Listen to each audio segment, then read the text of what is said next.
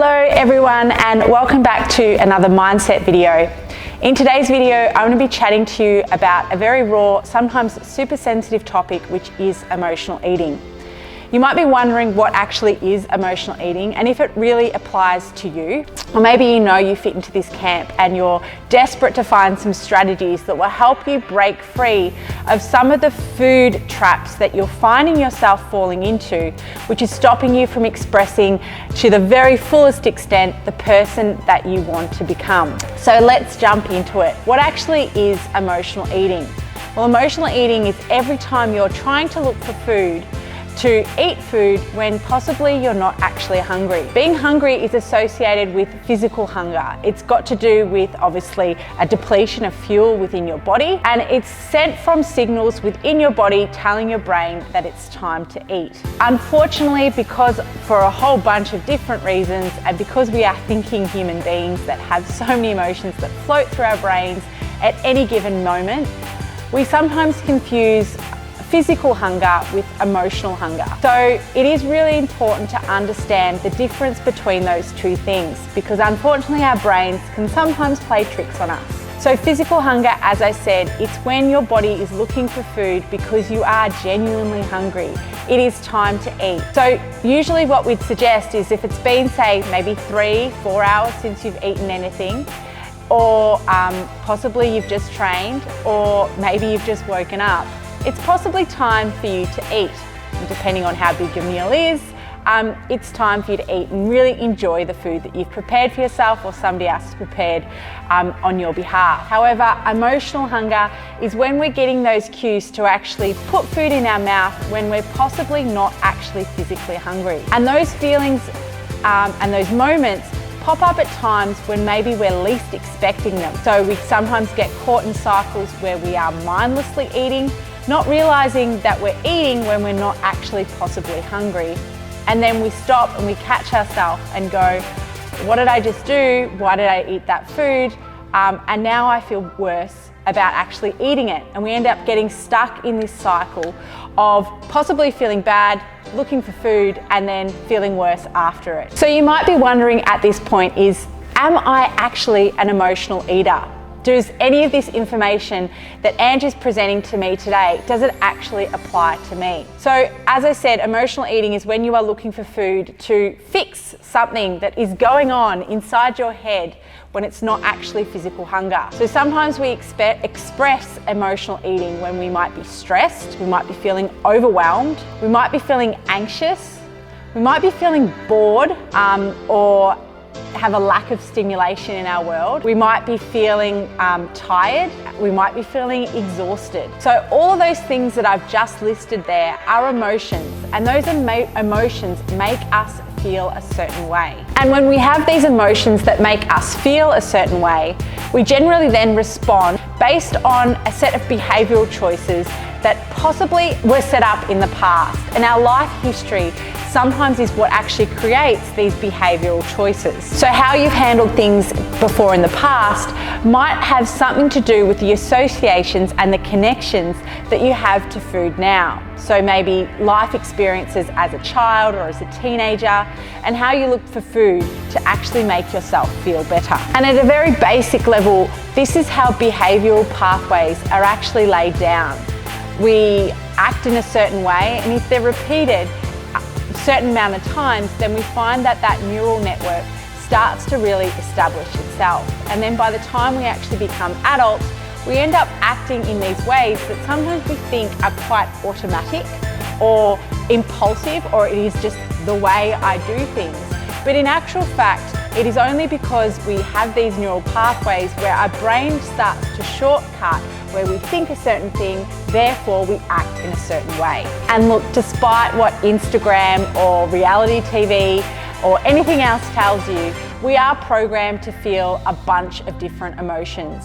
We are not always programmed to feel happy all the time. In fact, 50% of the time, we might be the opposite of happy. And it is really important to actually acknowledge that, because unfortunately our brain, it doesn't like moments of feeling uncomfortable, and it wants to get you out of that situation as fast as possible.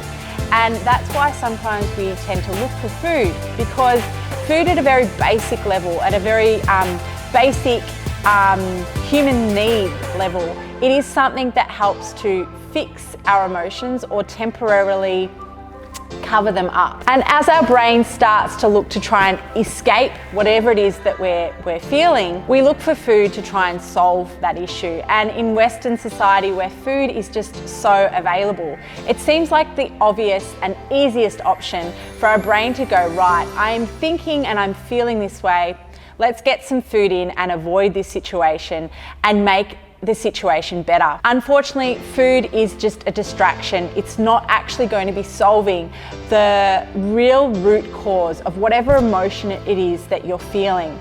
And second of all, you're never going to actually be able to stop for long enough to acknowledge how you're feeling, to then be able to actually think of strategies that would help you in a more proactive way or productive way to actually seek solutions either.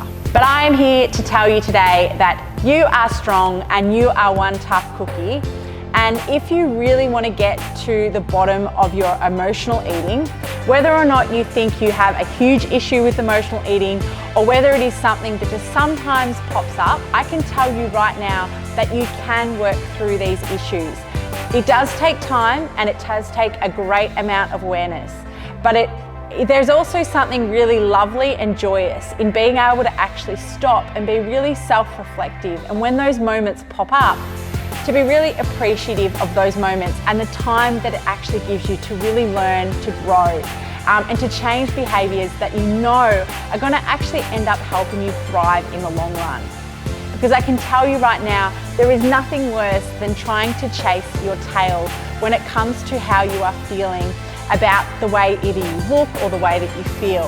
And I know that at 23W, we work with women, active women, that want to be able to express themselves wholeheartedly, and they want to live in their own life where they can express themselves for who they are without any hang-ups or bang-ups. So it is really important that we're able to get out of that cycle where emotional eating might be pulling you back when you're also then trying to express all these other amazing things to see the changes within your body. So we don't want to see you on a cycle of emotional eating and then trying to diet, because you'll find that that pattern will always be repeating itself. And it is really important that you're able to actually work through those issues so that you can find your equilibrium. You can find a weight that is really sustainable for you, a weight that you feel really comfortable with, and also a point where you're not going to be at conflict with yourself, where you're constantly trying to either restrict food or make up for the moments when you went through a bout of emotional eating. So it is time to stop hitting the mute button on how you're actually feeling at any given time.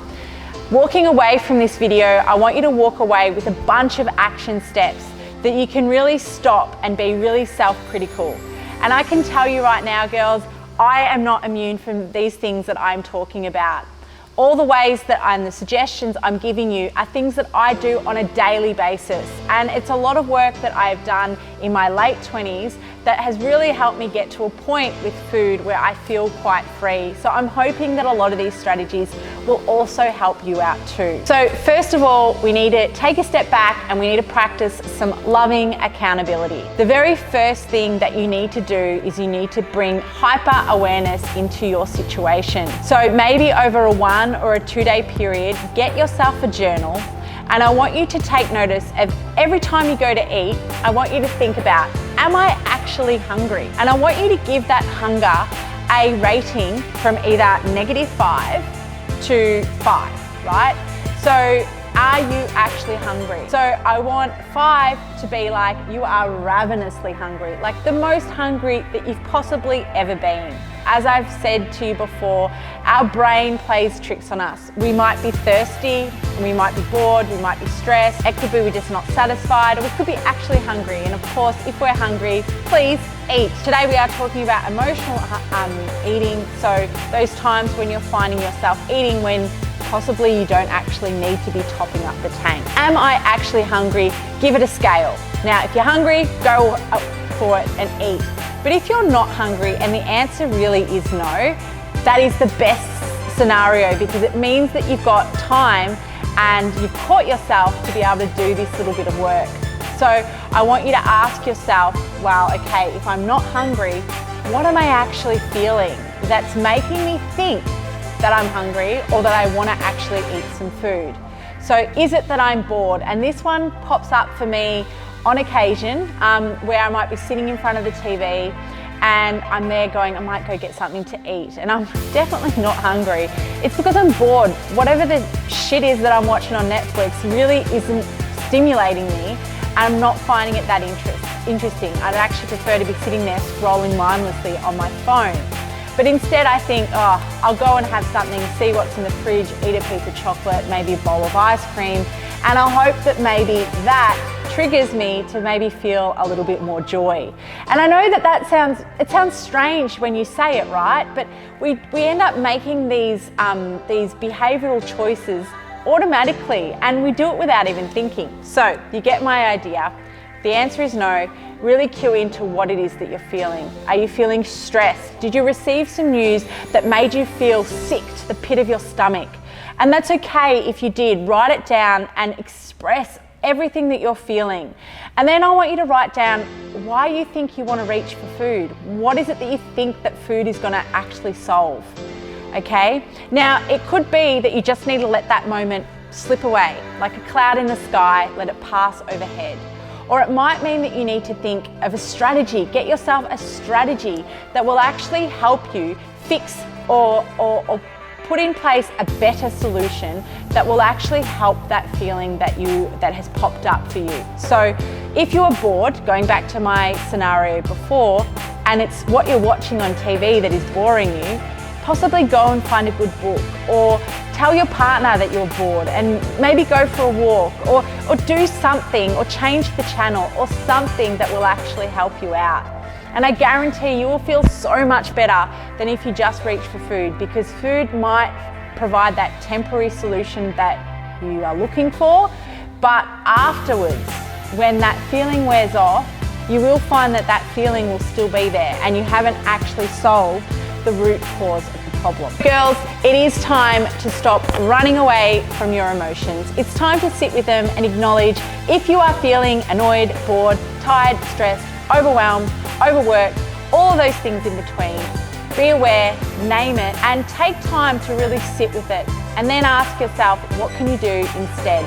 I hope that you found that video really helpful. I've got some more videos that I'm going to be sharing with you around overeating and binge eating. But until then, stay well and speak to you soon. Bye.